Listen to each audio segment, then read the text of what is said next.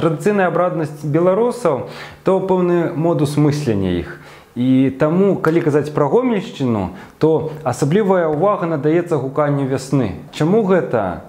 Ну, безумоўна, традыцыйная культура, яна будуецца на пэўных момантах, пэўных ідэях, і галоўная ідэя – гэта узнаўляльнасць. Ідэя узнаўляльнасці, которая будзе прасякнута ўсімі абрадамі, але найбольш важна для культуры, што няма апошняй кропкі, вось калі все заканчивается, а есть кропка пераходу. Таму вось гуканне вясны гэта своеасаблівы пераход ад зімы да лета, і ў шматлікіх песнях мы фіксуем, што зима скончылася, лето прыйшло. Але мы не фіксуем амаль нідзе слова вясна, акрамя вясняначка як вобраз. Бо я зноў так кажу, традыцыйная культура будуецца А, Б, нейкія процілегласці. І таму з пункту погляду на прыроду была зіма і было лета. Быў дзень і была ноч, свет альбо цемень. Такім чынам мы будзем казаць пра гуканне вясны не як адну кропку, не адзін дзень, не адзін абрад, который адбываўся, а цэлы цыкл абраднасці, які паклаўся вось асабліва на Гомельшчыне ў некалькі месяцаў. Напрыклад, у Лельчыцкім раёне гуканне вясны адбывалася на стрэчы, то бок гэта люты месяц. Далей мы будзем сустракаць масляную, гэта Тонеж, Лельчыцкі раён, дзе ўжо пякуць чырачак, пякуць птушак, чакаюць іх прылёту. Гэта, канешне, сакавік, гэта соракі, далей Дабравешчыне, і апошняя кропка гукання вясны гэта Ушэсце. На Веткаўшчыне гэта будзе абрад пахавання стралы, у суседніх нейкіх вёсках ён будзе Сула звацца. Але зноў-такі звернем увагу на вось гэты адлеглы, вельмі шырокі час вясны. І гэта не проста час, гэта пэўная мяжа, памежа, якое адбываецца пераходу. Зноў-такі узгадаем зіма, лето. І якраз таки у стрэчаных песнях, которые фіксуюцца ў Лельчыцкім раёне, зіма з летом сустракалася. І такім чынам мы будзем казаць пра звышнатуральны час, калі адбываецца, бо любы памежны час, ён зноў-такі ўспрымаецца чалавекам як пэўны праход, пэўны партал, магчыма, пэўная блізасць да звышнатуральных сіл. А ў чым жа заключаецца гэты абрад? Па-першае, скажам, што удзельнічаюць у ім выключна дзяўчаты, жанчыны, то бок жаночы пол, які ў традыцыйнай культуры ўсё-такі усведамляўся з боствам.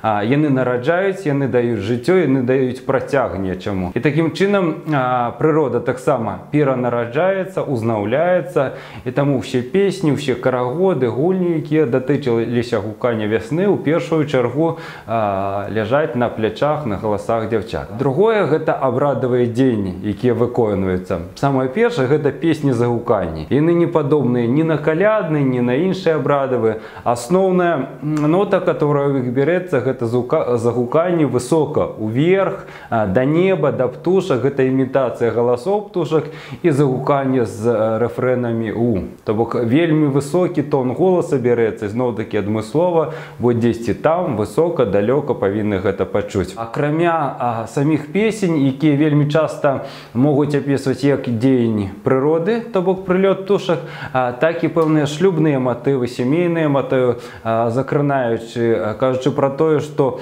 прырода і чалавек гэта нешта непадзельнае. Адрадзілася прырода, вясна, дзявоцтва, якая павінна ўсё-такі прыйсці да шлюбу. Далей у стрэльных песнях будзе прасочвацца матыў шлюбу неба і зямлі, дажджу, маланкі, зноў-такі грому, і той же самы шлюб мужчыны і жанчыны, пладавітасць зямлі і пладавітасць жанчын, то бок нічога не падзельна. Абрадавыя дзеянні яны будуць падзяляцца на некалькі важных кропак, некалькі важных формаў.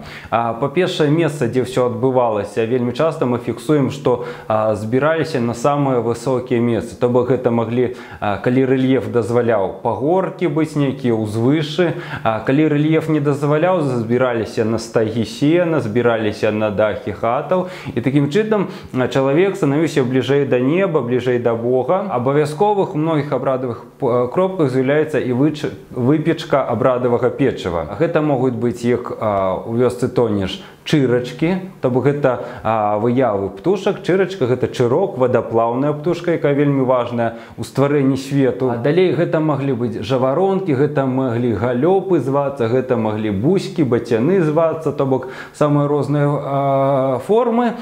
І гэта мог быць просто выява птушкі, такая вельмі падобная. Гэта маглі быць птушкі завязаны на вузельчык. Ну такі мы тут будзем міфалагічна бачыць, якім чынам магчыма вуж, змяя ператвараецца адразу ў птушках, як гэта адбываецца ў шматлікіх казках. Гэта могуць быць просто кругленькія булачкі, якія таксама будуць нагадаць форму яйка альбо птушкі, якая тут з'явіцца. Гэта могуць быць крыжыкі, якія выпекваліся, а, напрыклад, у некаторых ткацкіх традыцыях знак крыжыка будуць зваць вераб'ём. Такім чынам мы будзем казаць пра шырокую форму, але сэнс адно гэта печанае. Гэта хлеб, які ў шматлікіх абрадах все-таки лічыўся нечым святым і сакральным. Абавязкова з гэтымі птушкамі выходзілі на пагоркі і іх падкідвалі. Зноў-такі мы бачым імітацыю жывой прыроды. Падкідванне і палёт птушак тое ж самае, што падкідванне цеста. Гэта магло быць проста у руках падкідваннем, маглі збірацца цэлым гуртом і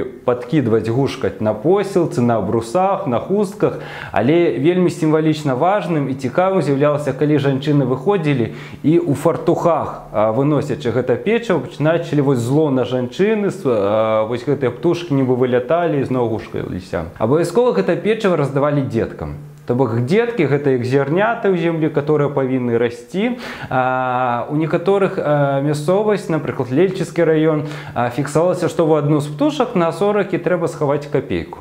Альбо нейкі прадмет металічны, і той, каму яна дападзецца, будзе самым шчаслівым у гэтым годзе, то есть вот ён будзе абазначаны неяк лёса. Немалаважным у веснавых абрадах з'яўляюцца, канешне, карагоды. Як адна з вельмі важных форм у традыцыйным беларускім календары, на гуканне вясны ён мае вельмі важную асаблівую функцыю. Па-першае, карагод адразу, які выконваецца, ён будзе злучаць усе тры светы, якія існуюць. Людзі ходзяць па зямлі і выбудоўваюць адзін рытм, калі вытоптваюць кола альбо іншай формы карагоды, і такім чынам яны дагрукваюцца, датоптваюцца да таго падземнага хтанічнага свету, свету продкаў, таго свету, дзе ураджай все-таки уже хутка павінен выйсці адтуль, дзе воды зямля павінна выпусціць. Такім чынам вось гэты рытм карагоду, спеву, ён вытоптваецца з зямлі, дагрукваючыся да продкаў. Частка, дзе жыве чалавек, частка зямная, зноў-такі.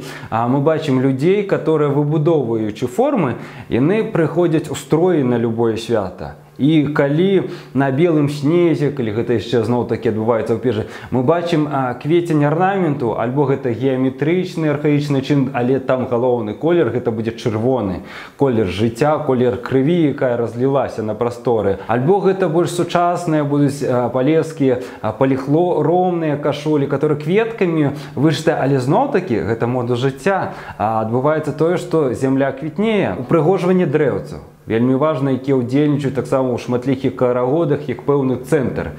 Гэта можа быць дрэва, якое расце само па сабе, і яго ўпрыгожваюць. Але ў шматлікіх традыцыях мы заўжды сустракаем вечна зялёнае дрэва елку, якое ўпрыгожваюць у шматлікіх абрадавых дзейнствах. Мы на вяселлі гэта сустрэнем, але мы сустракаем яго і на гуканні вясны. Напрыклад, вельмі архаічна па сваёй структуры мы бачым гэты абрад у вёсцы Тонеш. Калі елку упрыгожваюць адной з хаце дзяўчыны, якая павінна выйсці замуж. З гэтым дрэвам ідуць уздоўж усёй вёскі і нясуць яго да зноў-такі сакральнага дрэва дуба. І адзін з хлапцоў забіраецца высока на дуб і прывязвае там елку, упрыгожаную загадзя, і вакол гэтага дуба арганізоўваецца адзін агульны вялікі карагод. Такім чынам мы бачым дрэва на дрэве, прытом адно сакральнае, заўжды зялёнае дрэва, на другім вельмі сакральным дрэве для беларусаў гэта дуб. які дуб стагоддзя, дуб вечнасці можна лічыць. Абавязкова карагоды, якія водзяцца, яны могуць быць як па сонцу, так супраць сонца, зноў-такі залежна, чаго дамагаецца супольнасць. А наконт формы карагодаў існуе вялікая разнастайная інфармацыя, што датычна гомельшчыны. Мы будзем сустракаць класічныя карагоды па колу, мы можам сустракаць карагоды падобныя на васьмёрку, знак бясконцасці, нейкія зародышы, калі у нас будзе 3 цэнтральныя кропкі ў выглядзе дзяцей, які карагод абавязкова будзе выходзіць. Гэта карагоды, калі шыхт на шыхт можа ісці своеасаблівая форма. То бок дзесяткі формаў, якія мы будзем сустракаць. І карагоды, зноў-такі, якія будуць нагадваць нам арнаменты на тых самых рушніках на кераміцы. Зноў-такі задаемся пытаннем, што арнамент – гэта своеасаблівая форма запісу пэўнай інфармацыі, магчыма, абрадавай. Таму тут все вельмі ўзаемазвязана, бо тыя ж самыя рушнікі, тканіна, яны удзельнічалі і ў абрадавых дзействах, тых ліку і на гуканні вясны. Таксама вельмі важнай была абрадавыя стравы, якія выкарыстоўваліся на гуканні вясны. Абавязкова, дзе б мы фіксавалі, акрамя печыва, былі яшчэ яйкі. Гэта магла быць яечня, гэта звараныя яйкі. І тут сучасным навукоўцам застаецца толькі спрабаваць узнаўляць міфалогію. Всё ж такі гэта выпадковасць, альбо гэта заканамернасць міфалагічная, што яйка павінна удзельнічаць у стварэнні свету такім чынам, які пачынаецца вясной. Стварацца, фарміравацца, развівацца. Наконт сюжэту спеваў, які выконваецца на гуканне вясны.